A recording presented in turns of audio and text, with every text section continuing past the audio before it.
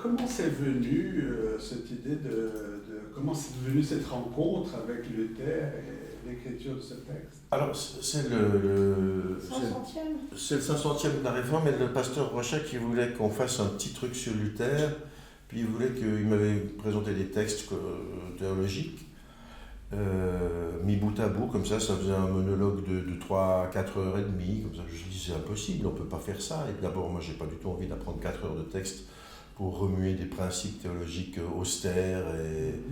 Et disons que j'avais une envie un peu iconoclaste de chercher plutôt ce qui était ou ridicule ou dépassé. Oui, il y a beaucoup d'humour.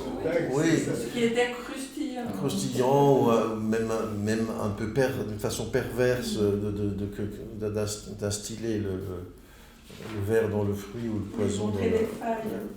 Et en faisant ça, je me suis rendu compte d'abord que c'était très difficile de lui ôter toute grandeur, parce qu'il y a effectivement dans la pensée théologique des moments d'une humanité profonde et qui sont justes. Et puis, d'autre part, qu'il y avait une espèce de fatras de trucs impossibles, de croyances qui étaient courantes à l'époque, l'idée de la centralité de la Terre avec le cosmos qui tourne autour. Quand il parle de cet astronome polonais dont on ne sait pas bien ce qu'il pense, c'est ridicule, tout le monde rit. Non, bien sûr que ça ne peut pas exister. On est seul sur une seule planète, plate, si possible, avec Dieu qui nous regarde. On est dans un système qui est... Dieu est masculin d'ailleurs en plus, Dieu est le Père. Et donc c'est un moment de changement vraiment. Ça, c'est le phallocentrisme absolu. Ouais. Et donc moi je me suis un peu débrouillé avec ça, puis j'ai réduit autant que j'ai pu, et puis après je suis arrivé avec une proposition de texte qui a été reçue. Il y a un des avocats qui était commanditaire qui s'est retiré, parce que c'est difficile de lire les textes de théâtre, il faut un peu d'imagination, ça saute pas aux yeux comme quand c'est mis en espace. Et puis ça s'est plutôt bien passé, sauf sur ces histoires d'antisémitisme où il a fallu travailler un peu pour faire passer la chose. C'est choquant ce que Luther dit des Juifs. Ah, mais c'est horrible. Non, c'est une des raisons pour lesquelles le luthérianisme est passé si bien avec le nazisme. C'était dans le droit fil. C'était d'un antisémitisme atroce où il disait de brûler. D'ailleurs, j'ai ici, j'ai vu, je ne sais pas si c'est purement les propos de table de Luther ou si c'est un commentaire. Vous connaissez ça Oui, ça c'est les Garnier frères, c'est les plus récentes, celle-là, elle doit être du XXe siècle. Il parle un peu des Juifs. Il y a un passage sur les Juifs. Les Juifs sont un peuple plein d'orgueil et préoccupé de traditions superstitieuses. Voyez comme ils corrompent ce bref passage du prophète Agé. Voici qu'il vient le désirer des nations. Ils l'entendent d'une grande abondance d'or et d'argent, de la possession des honneurs et des richesses, et ils imaginent un paradis nouveau dont ils seront en possession. Ils appliquent les promesses spirituelles aux désirs charnels de leur ventre. L'expérience de chaque jour leur montre toutefois que leur... Faut sauter. Oui, ça c'est ça. Alors, que ça c'est... Leurs opinions sont dénuées de sens. Jamais la colère de Dieu ne s'est pas manifestée avec plus d'éclat que sur ce peuple. Il n'y a maintenant chez lui aucun signe de grâce. Ils crient cependant vers le Seigneur et lui adressent des prières très ferventes, ainsi que le montre le recueil de leurs oraisons. Je voudrais pouvoir prier avec autant de véhémence que les Juifs. C'est une marque de la grande et horrible colère de Dieu contre eux, puisqu'ils n'exaucent pas leurs prières. Mais comme il est écrit, la sagesse crie au dehors, mais les insensés ont haï la science. Je rirai de leur perte. Ils m'invoqueront alors et je ne les écouterai pas.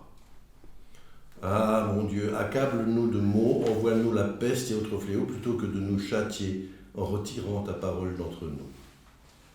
Etc., etc. Alors, il paraît qu'il y a eu deux positions de Luther par rapport aux Juifs. Ça veut dire que lorsqu'il était jeune, il disait qu'il fallait convaincre les Juifs de changer de religion. Et puis, vers la fin de sa vie, il a désisté de l'idée de les convaincre, et là, il voulait les tuer. Oui, il faut les éradiquer complètement, il fallait les tuer. Il le dit. Il le dit de raison pour laquelle... Et ça a provoqué une grande gêne chez les luthériens et toute ensuite la postérité par rapport à quelle position donner à ces propos autour de... Mais j'irais même plus loin, je pense même que c'est, pas forcément l'origine, parce qu'il y a longtemps que l'antisémitisme est présent en Europe, Oui, c'est ça. Mais ça n'a qu'accéléré l'antisémitisme allemand et général jusque immédiatement après-guerre au milieu du XXe siècle. Ouais. Parce que c'est à partir de là que tout d'un coup il y a eu une sorte de honte à être antisémite, puisque les tentatives ont failli réussir de les éradiquer. Oui, c'est ça. Donc, mais il n'y a pas eu, moi j'ai la notion de, parce que j'ai un peu relu, très brièvement, je le trouve assez bien fait, un article sur Luther dans l'encyclopédie Larousse, et il parle justement de l'influence qu'il a eue, la postérité de Luther, et il cite justement un pasteur luthérien qui a voulu assassiner justement Hitler et qui a échoué, comme on le sait, et puis qui s'est fait justement...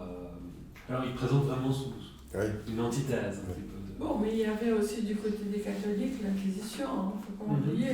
Il y a toute la partie de la péninsule ibérique qui était ça va être son plein. C'était. Là, je pense que c'était contre les juifs et contre les musulmans.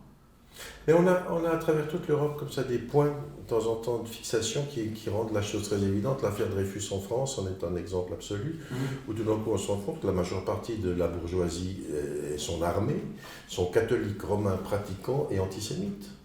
C'était normal.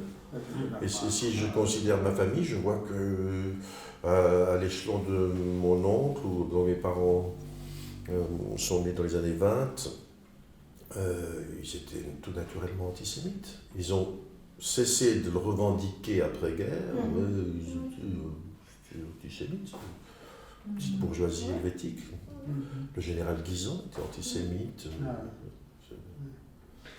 C'est autre chose. Là. Alors après, on n'est plus, pas officiellement. Oui. Mais dans les cafés, après 3 décennies. Mais l'Inquisition, elle a duré quand même 3 siècles, hein, donc c'était quand même énorme dans le temps.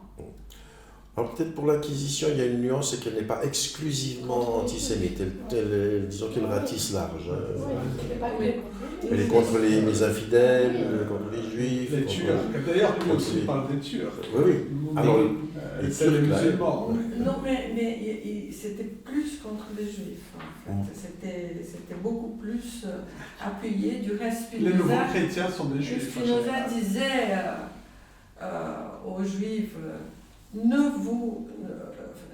faites pas d'autodafé, donc ne venez pas. Il vaut mieux être musulman. Il vaut mieux, parce que vous êtes de toute façon circoncisé. Et on va savoir. Donc, ça ne sert à rien de devenir nouveau chrétien. Donc, parce qu'ils vont voir que vous êtes tous circoncisés. Alors, puisque vous êtes circoncisés, il faut passer plutôt musulman, ils sont beaucoup plus tolérants. C'est ce qu'il disait Spinoza. Donc, c'est un discours.